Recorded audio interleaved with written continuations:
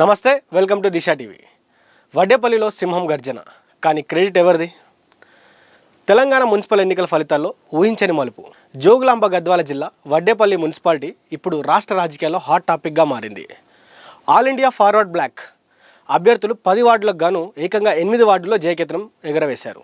అయితే ఈ గెలుపు తన ఖాతాలోకి వస్తుందని ఆశించిన తెలంగాణ జాగృతి అధ్యక్షురాలు కవితకు గెలిచిన గంటల వ్యవధిలోనే బిగ్ షాక్ తగిలింది. వడ్డేపల్లికి సంబంధించినటువంటి ఎలక్షన్ రిజల్ట్ చూసుకున్నట్లయితే ఆల్ ఇండియా ఫార్వర్డ్ బ్లాక్ 8 చోట్ల గెలిస్తే కాంగ్రెస్ ఒక చోట, బీఆర్ఎస్ పార్టీ ఒక చోట గెలిచింది. ఉదయం నుంచి సోషల్ మీడియాలో కవిత మద్దతుదారులు హంగామా సృష్టించారు. కానీ గెలిచిన నేత ఎవరైతే వడ్డేపల్లి శ్రీనివాస్ ఉన్నారో తను చేసిన కామెంట్స్ ఇప్పుడు ప్రకంపనలు సృష్టిస్తున్నాయి. మెయిన్ ఫోకస్ ఏంటంటే వడ్డేపల్లి శ్రీనివాస్ వర్సెస్ ఇప్పుడు కవితగా నడుస్తుంది. నిజానికి ఈ ఎన్నికల్లో కవిత తన తెలంగాణ జాగృతి అభ్యర్థులను ఆల్ ఇండియా ఫార్వర్డ్ బ్లాక్ గుర్తుపై బరిలోకి దించారని ప్రచారం జరిగింది. కానీ ఫలితాలు రాగానే సీన్ రివర్స్ అయింది.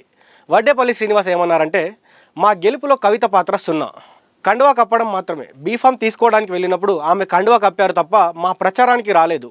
ఎన్నికల ప్రచారం సమయంలో కనీసం ఫోన్లో కూడా మాట్లాడలేదు. ఇది స్థానిక ప్రజల గెలుపు, కవిత వ్యూహం ఇందులో ఏమీ లేదని కూడా చెప్పడం జరిగింది. ఈ వ్యాఖ్యలతో జాగృతి శ్రేణుల్లో ఒక్కసారిగా కంగు తిన్నారు. ఉదయం నుంచి అక్క వ్యూహం ఫలించింది అని పోస్టులు పెట్టిన వారంతా ఇప్పుడు డిఫెన్స్లో పడ్డారు. కవిత రాజకీయ భవిష్యత్తు ఎలా ఉండబోతుంది, దీని తర్వాత అసలు జాగృతి పాత్ర ఏ విధంగా ఉండబోతుందంటే, అసలు కవిత ప్లాన్ ఏంటి? బీఆర్ఎస్ నుంచి బయటకు వచ్చిన తర్వాత సెప్టెంబర్ 2020 తర్వాత తనకంటూ ఒక సొంత ఇమేజ్ కోసం కవిత ఎప్పటి నుంచో ప్రయత్నిస్తుంది. ఈ మున్సిపల్ ఎన్నికలను ఆమె ఒక టెస్ట్ డోస్ లాగా భావించారు. వడ్డేపల్లి మున్సిపాలిటీలో అభ్యర్థుల గెలుపు క్రెడిట్ కవితకు దక్కకపోవడం ఆమె రాజకీయ ప్రస్థానంలో ఒక వ్యూహాత్మక ఎదురు దెబ్బగా కనిపిస్తుంది.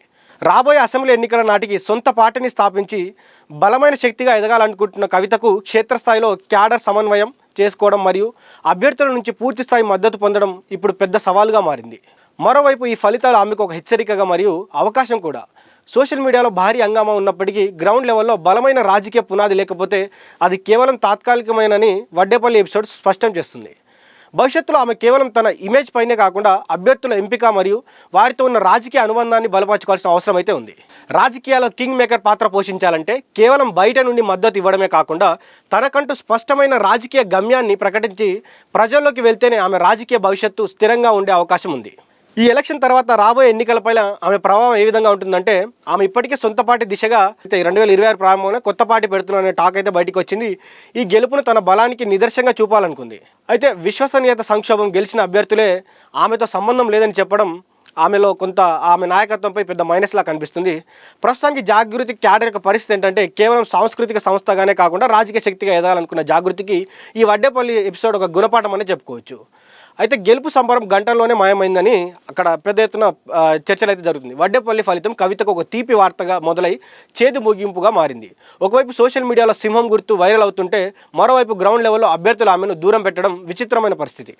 రాబోయే అసెంబ్లీ ఎన్నికల నాటికి కవితను తన పట్టును ఎలా నిరూపించుకుంటుందనేది, ఈ విమర్శలు ఆమెను ఎలా స్పందిస్తారనేది కూడా వేచి చూడాల్సిన అవసరం అయితే ఉంది.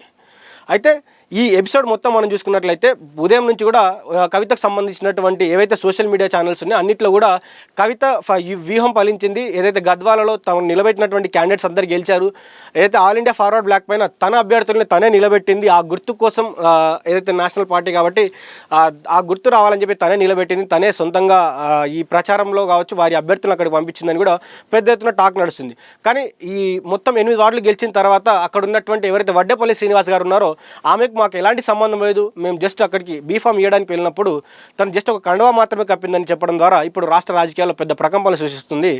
అదేవిధంగా మనం ఇప్పుడు ఉన్నటువంటి పార్టీలు చూసుకుంటే 3 పార్టీలు అటు ఎక్కువ శాతంలో అటు కాంగ్రెస్ పార్టీ, తర్వాత బీఆర్ఎస్ పార్టీ గెలుచుకున్నాయి. బీజేపీ పార్టీ 2 చోట్ల అటు కరీంనగర్లో కావచ్చు, ఇటు నిజామాబాద్లో కావచ్చు ప్రభావం చూపింది. మిగతా ఎక్కడ కూడా అంత మేరకు ప్రభావం చూపెట్టలేదు, ఎక్కడ అరాకొర సీట్లు గెలవడం జరిగింది.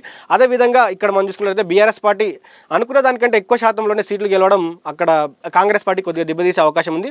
రానున్నటువంటి మున్సిపల్ ఎలక్షన్లో కావచ్చు, అదేవిధంగా ఇక్కడ గ్రేటర్ హైదరాబాద్లో కావచ్చు జెడ్పీటీసీ ఎంపీటీసీ ఎలక్షన్లు రేవంత్ రెడ్డి ఎప్పటి నుంచో చెప్తున్నటువంటి మాట, ఈ ఎలక్షన్లు ప్రభావం అటు జెడ్పీటీసీ ఎంపీటీసీ ఎలక్షన్ల పైన, అదేవిధంగా రానున్నటువంటి జిహెచ్ఎంసీ ఎలక్షన్ పైన పెద్ద ఎత్తున ప్రభావం పడే అవకాశం ఉంది. కాబట్టి అదేవిధంగా దానికి సంబంధించినటువంటి ఏవైతే వ్యూహాలు ఉన్నాయో అన్ని వ్యూహాలు రచించుకొని రానున్నటువంటి ఎలక్షన్లోకి వెళ్తారు. అదేవిధంగా మనం చూసుకున్నట్లయితే ఇక్కడ ఇప్పుడు జాగృతి పరిస్థితి ఏంటనేది కూడా రాష్ట్రంలో ఒక సంచలనంగా మారుతుంది. ఎందుకంటే జాగృతికి సంబంధించినటువంటి క్యాడర్ ఇప్పుడు దీనికి ఎలా బదిలిస్తారని కూడా వేచి చూడాల్సిన అవసరం అయితే ఉంది.